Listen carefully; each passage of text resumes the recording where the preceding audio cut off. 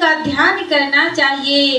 जिस ईश्वर से हम वादा करके आए थे, ध्यान का वादा करके सजन तूने ध्यान लगाना छोड़ दिया।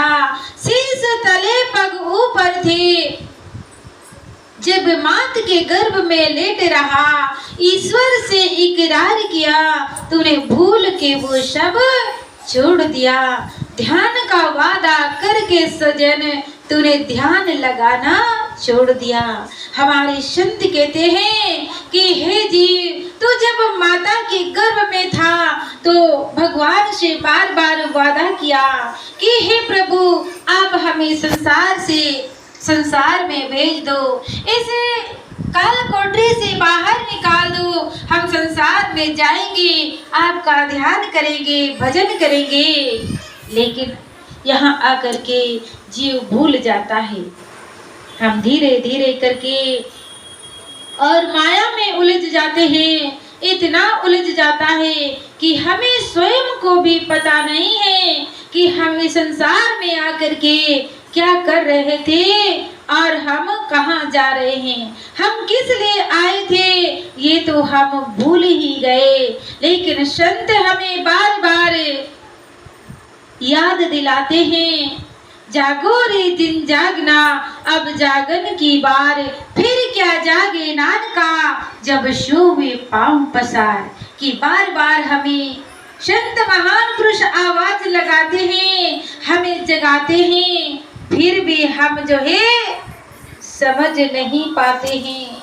हम सुन करके जो है अनसुनी कर देते हैं। हम सोच लेते हैं कि अभी तो हमारे पास बहुत समय है, पहले हम संसार के कार्यों को कर लेंगे।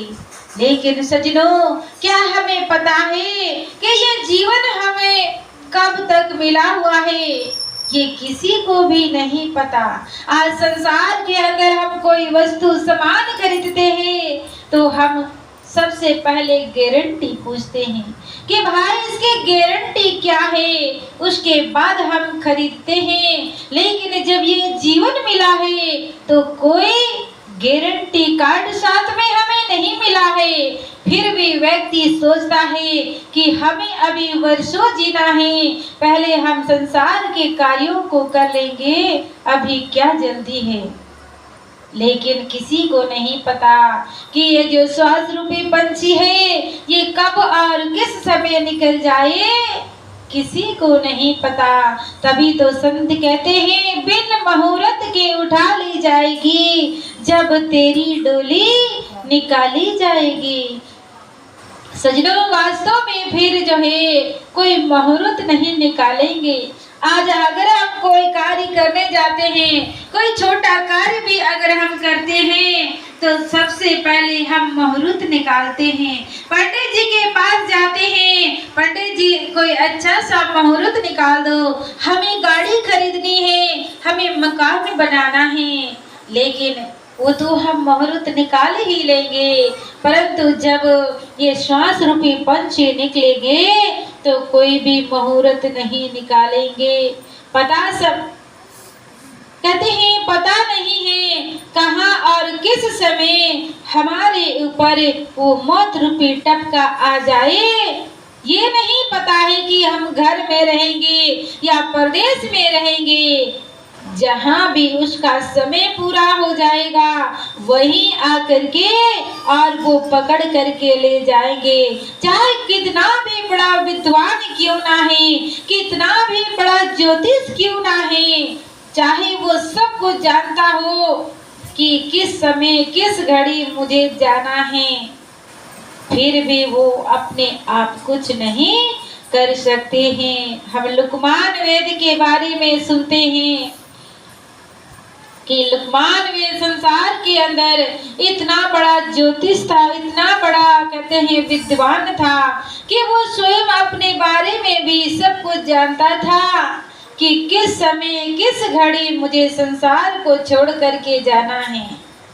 और कहते हैं कि वो स्वयं अपने आप 9 लुकमान तैयार करते हैं, क्योंकि उसको पता चल गया था कि मुझे इस दिन जाना है। 9 लुकमान बना करके और तैयार करके और लाइन से वो खड़े कर देते हैं। उन्हीं पंक्तियों के बीच में जा करके और स्वयं भी खड़ा हो जाता है। जब धर्मराज जी ने अपने दूतों को भेजा, कहा जाओ लुकमान वेद का समय पूरा हो गया है, अब उसे लेकर के आइए। जब दूत आते हैं तो आकर के देखा तो उसे समझ में नहीं आया, क्योंकि वहां पर तो एक नहीं 10-10 लुकमान खड़े थे। अब आकर के चारों ओर चक्कर लगाता है और देखता है, लेकिन फिर भी समझ में नहीं आया और वहां से लौट करके चला जाता है और कहने लगा कि प्रभु मेरी समझ में नहीं आया, आपने एक लुकमान को लेने के लिए भेजा या फिर 10-10 लुकमान को लेने के लिए भेजा, क्योंकि वहां तो एक नहीं 10-10 लुकमान खड़े हैं। कहने लगे अब तो प्रभु मैं हार गया, आप ही चले जाओ और आप ही लुकमान को लेकर आओ। जब धर्मराज जी आते हैं और आकर के देखते हैं तो वास्तव में वहां पर तो एक नहीं 10-10 लुकमान खड़े थे। कुछ देर के लिए तो स्वयं धर्मराज जी भी हार जाते हैं। वो भी विचार करने लगे कि भला असली लुकमान कौन होगा, लेकिन जब चारों तरफ घूम करके और देखा, देख करके सराहना करने लगे कि वाह लुकमान वाह, तुम्हारी कारीगरी को देख करके तो मैं बहुत प्रसन्न हूँ। जब कोई हमारी भी प्रशंसा करने लगते हैं तो हम भी फूले नहीं समाते हैं, हम भी सोचने लगते हैं कि मेरे समान कोई नहीं है। ऐसा ही लुकमान वेद भी बड़े प्रसन्न होने लगे। और लेकिन धर्मराज जी कहते हैं कि तुम्हारी कारीगरी सराहने लायक है, लेकिन तुमने एक कमी रख दी।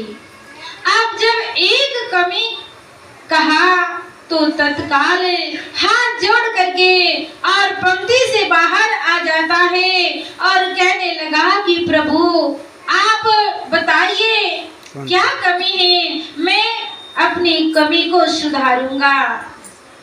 तो धर्मराज जी उसी वक्त गर्दन पकड़ लेते हैं और कहते हैं कि बस यही कमी है, जो तुम्हारे बनाए हुए 9 लुकमान खड़े हैं ये बोल नहीं सकते हैं, और जो मेरा बनाया हुआ लुकमान है वो बोल सकता है। बस यही कमी है और तत्काल उसे उसी समय ले जाते हैं, क्योंकि जिस समय सुनिश्चित किया था प्रभु ने वो समय टलता नहीं है। उसी वक्त उसी घड़ी आकर के और उसे लेकर के चले गए। जब लुकमान जैसे वैद्य को जाना पड़ा तो हमारी क्या हस्ती है, हम सबको भी एक दिन जाना पड़ेगा। लेकिन सज्जनों जाना तो हम सभी को है, लेकिन हम किस लिए आए हैं, हमारी लक्ष्य क्या है, हमें वो समझना है। वास्तव में हमारा लक्ष्य है उस परम पिता परमात्मा की भक्ति करना, भजन करना। लेकिन हम संसार के अंदर आकर के और अपने मन को संसार में फंसा लिया। आज हम सोचते हैं जो धन दौलत हमने प्राप्त किया यही हमारा सर्वस्व है, इसी को हम सब कुछ समझ रहे हैं। लेकिन जो हम इस संसार में प्राप्त किए हैं वो तो एक दिन छोड़ करके चले जाएंगे। क्या कुछ साथ जाने वाला है? कुछ भी साथ नहीं जाएगा। केवल उस प्रभु के नाम का अगर हमने ध्यान किया, भजन किया, तो प्रभु का जो नाम है वही नाम हमारे साथ जाएगा, वरना खाली हाथ ही हमें जाना पड़ेगा और अंत समय हमें पछताना पड़ेगा। लेकिन पछताने से कुछ प्राप्त नहीं हो सकता है। जो समय बीत गया है वो तो बीत ही गया, वो समय दोबारा वापस नहीं आने वाला है। इसीलिए हमारे संत कहते हैं जो बीत गया वो तो बीत ही गया, लेकिन जो बचा हुआ समय है उसका हमें सदैव सदुपयोग